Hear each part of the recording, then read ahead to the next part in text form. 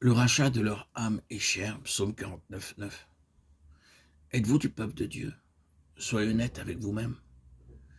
Que votre prière soit, souviens-toi de moi, ô Éternel, selon la grâce que tu témoignais à ton peuple. Quel privilège, quel honneur d'être du peuple de Dieu. Le Seigneur Jésus-Christ vint sur la terre afin que les fils du diable deviennent les fils de Dieu. Oh, combien je remercie Dieu de ce qu'il m'appelle mon fils. Ce n'est qu'en recevant la vie de Dieu, la vie éternelle et spirituelle, la vie divine et nouvelle, que vous devenez un enfant de Dieu. Alors vous recevrez aussi sa faveur divine, sans même la demander. Le psalmiste poursuit en disant « Oh, visite-moi avec ton salut ». Sa réelle pensée est la suivante « Seigneur, montre-moi pleinement ton salut ».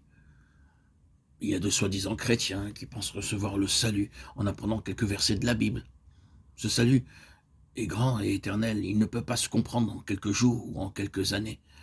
Cela prendra l'éternité même pour connaître pleinement Christ. Le psalmiste dit « Oh, visite-moi par ton salut ». Il ne dit pas « Seigneur, enseigne-moi pleinement ton salut ». Vous devez chercher à comprendre la pleine pensée et intention de Dieu en tout ce qu'il fait. Pourquoi vous cherche-t-il? Pourquoi prend-il tant de peine à vous chercher et à vous appeler? Dieu connaît votre valeur bien plus que votre père et votre mère. Aux yeux de Dieu, une âme a bien plus de valeur que toute la richesse du monde. Dieu a choisi les choses viles du monde et celles qu'on méprise, celles qui ne sont point pour réduire à néant, celles qui sont afin que personne ne se glorifie devant Dieu. 1 Corinthiens 1, 28 et 29.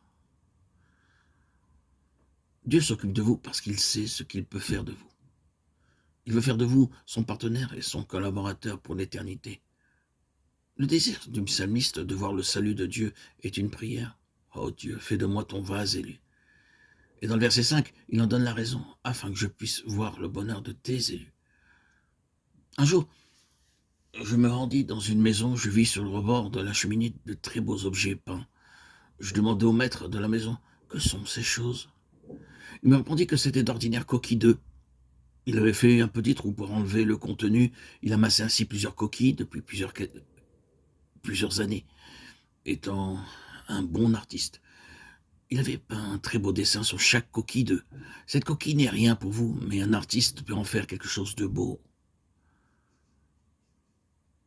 Que cette illustration puisse vous éclairer sur la valeur que Dieu vous accorde.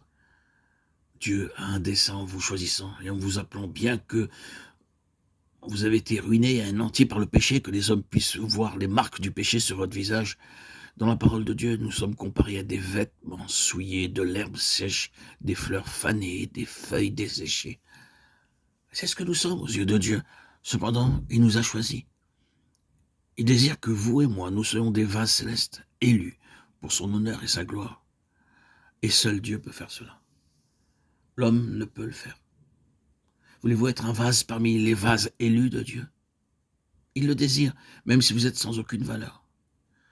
Dieu peut vous rendre très utile pour l'éternité, pourvu que vous veniez à lui et que vous livriez entièrement et seulement à lui,